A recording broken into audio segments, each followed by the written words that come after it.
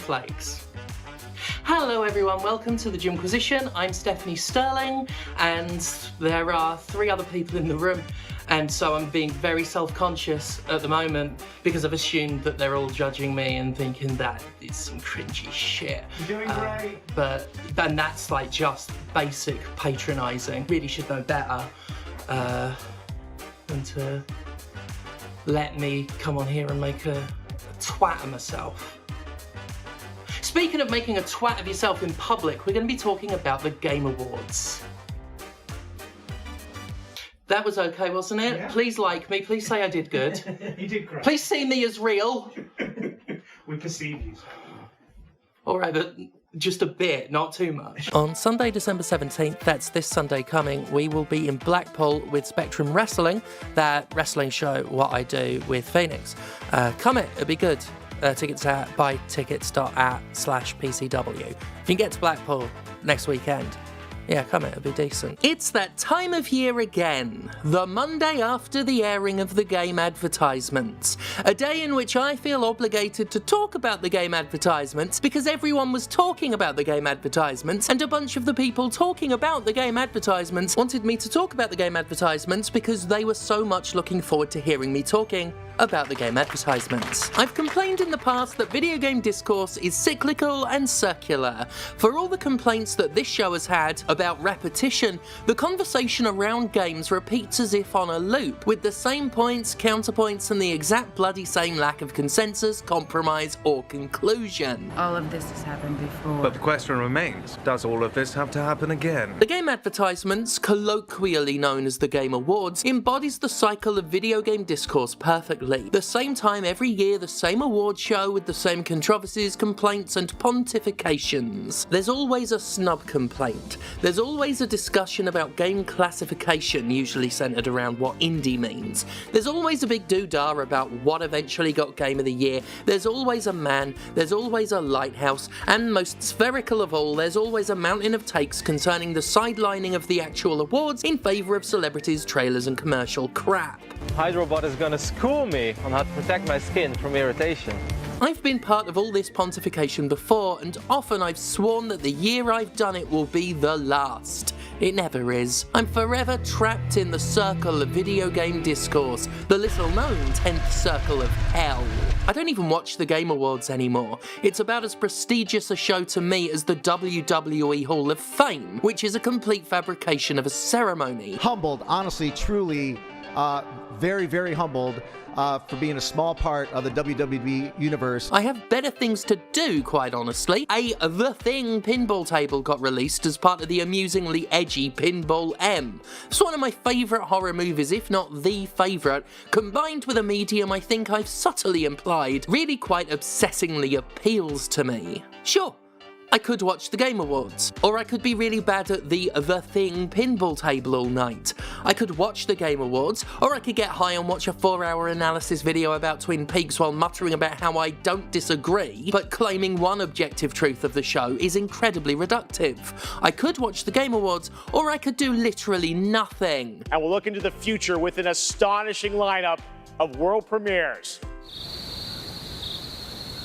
More than anything. All these things and more and less are more engaging to me than the thought of settling in to observe an industry that deserves our scorn, delightedly sucking on its own dick all night. No, I engage with the Game Awards in the least exhausting way possible. I watch the trailers relevant to me the morning after the show's aired and let social media osmosis take care of the rest, if I can even be fucked about the rest. I mean, let's face it, there was only one relevant thing that was shown at this year's glorified marketing event, Pony Island 2. If I just leave my cynicism in the corner for a moment, don't worry little guy, I'm coming back for you, I can say that I'm legitimately all about that announcement. The first Pony Island is a true best-in-class game, one of my award winners for 2016. It made me a huge fan of the work of Daniel Mullins, and it's well worth checking out if you're a fan of the kind of meta-narrative storytelling that could only be told via the medium of video games, to put it pretentiously, I mean poetically. That was my entire takeaway from the Game Awards. Pony Island 2 is happening. Nothing else matters. I've adopted this pattern because of a little technique I like to call learning. I learned years ago that the Game Awards exist for a very particular reason. It is a marketing event with a conceit. Game developers take a second seat to celebs, and Hideo Kojima, who's treated like one, while awards take a second seat to world premieres. For most of its existence, that has been the function of the show. It's the Game Advertisements. Every year people criticise it, every year it's the same event, unchanging and unyielding. In fact, this year's event provided perhaps the biggest self-report of that fact. This image here of beloved Legend of Zelda director Eiji Aonuma being told via teleprompter to wrap it up during his award speech. That has said it all for a great many people, and it sure does make for a perfect visualization of the Game Awards' priorities. A legendary game developer told to hurry up in a show that devotes time to Fortnite commercials, Kojima chatting shit about a game that doesn't even have any footage yet, and a gaggle of trailers. It's disrespectful, certainly. Even if they needed to speed up, that's one rude way of putting it. I mean, by all accounts, it was fucking shambolic, developers being hurried off by the fucking music. To my agents, I will thank you later. I'm sorry, I'm gonna wrap it up apparently. Paraded out and reeled back in quickly so they can get to the actual point of the show. But that's what the show is. This is what the Game Awards is, and has been for nearly as long as it's been a concept. Getting angry at the Game Awards for being a commercial with a dusting of ceremony is like being angry at a baby for shitting itself. It's not wrong to be angry at the baby, to criticise it, to complain about it, to express disappointments in it, or drag it on social media, but it is, at the end of the day, a baby. I mean, the Game Awards. It's the nature of the beast. I used to be frustrated too. I'd watch and I'd be shocked every year at just how brazen the show was about rushing through awards, announcing winners off camera, and giving the lion's share of the airtime to publisher PR departments. But eventually, I learned that it was never going to change. I get mad about a lot of things related to games, but that's because I know they can do better. I get frustrated when things can be better. Similar to how I've learned to feel about asset flips on Steam. When something shows no capacity for change, expecting better eventually becomes a case of doing the exact same thing every day and expecting a different result. The best you can hope for is to be able to laugh at it or ignore it, so long as it's the kind of banal crap best starved of credible interaction. The thing is, it's ultimately harmless. There are things in the world still worth being angry about even after giving up the illusion that they'll get better, because they're things that do real harm. Like, I don't know, she says covering her own back, predatory monetization in video games, which I admitted was a losing battle for me almost 10 years ago, but I remain as pissed off about it today as I was back then because of the manipulative, damaging, exploitative nature of them. Don't try and get me up on that one, commenters. By comparison, the Game Awards are a tacky bit of forgettable banality, and I need to put the distinction that way because I don't want you to think that anything I'm saying here is an exoneration or point of positivity for the Game Advertisements. I think they suck, and it's for that very reason that I refuse to give them the credibility of caring whether or not they put enough onus on the award part of the awards. Things only have the importance we place upon them. It's like review scores, things that historically ultimately don't fucking matter, yet lie at the heart of dozens of video game controversies, ones that exist on their own cyclical circular loop. And that was probably the last time that gamers defended Ubisoft from Sterling. Like, do you know how many times over the years I've been told in the comments that I've lost all credibility as a reviewer? According to them, I am now so overdrawn at the credit bank, I'm credit bankrupt. But they still get really mad over whichever review they think proves my lack of credibility. They talk about how irrelevant and pointless my opinion is, and yet they keep talking about it like it's the most important thing in their world.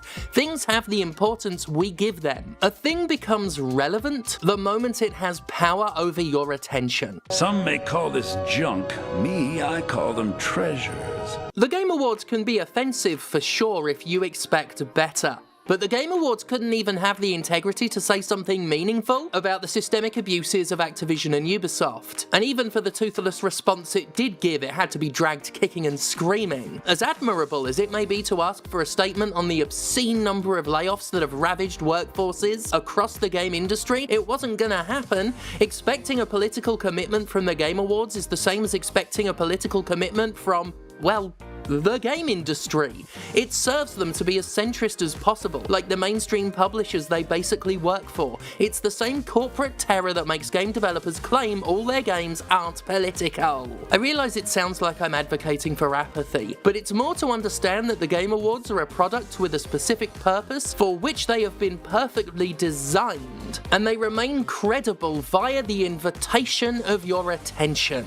It's the Game Advertisements. It's PR. It's an E3 press conference with no goal more noble than to generate the hype that serves to fuel the industry marketing machine. It's a gas station with trophies. It has one job and it does that job well. It's what the core audience wants, and those who expect better, those who wish the awards got a greater focus, those who wanted Keighley to say something about Palestine, I'm in favour by the way, are not the core audience. And that is why it's funny Starfield didn't win a single award.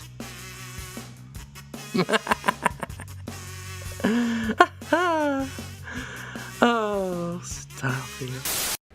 In the spirit of thesis presented by Stephanie, specifically that we give relevancy to something with every bit of attention we granted, I will not be performing a parody song about the Game Award show flavored advertisement product.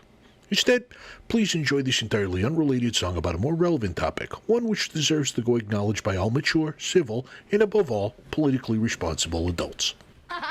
Yo, I'll tell you what I want, what I really, really want. Show, tell us what you want, what you really, really want. I'll tell you what I want, what I really, really want. Come on, tell us what you want, what you really, really want.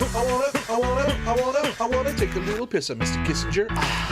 Remember Argentina, about Vietnam, or how we fucked Cambodia with 4 full years of bombs. Overthrowing Chile, selling guns to Pakistan. Better get out those urethras and anoint this man.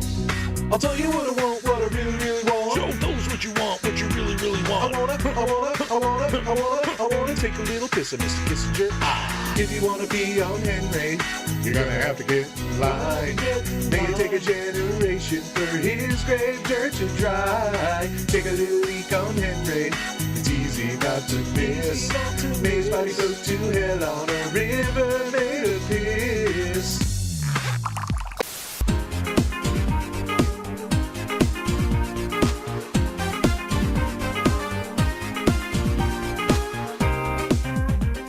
Once again, I need to reiterate that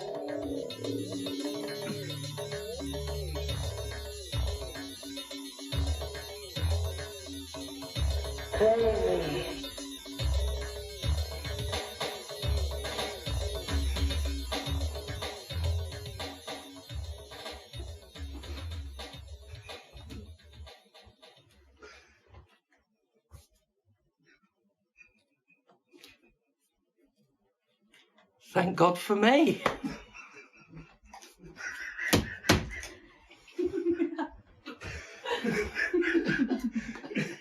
Did you press a button? I was upstaged by Zilla, and now I'm upstaged by Bride of fucking Pinball.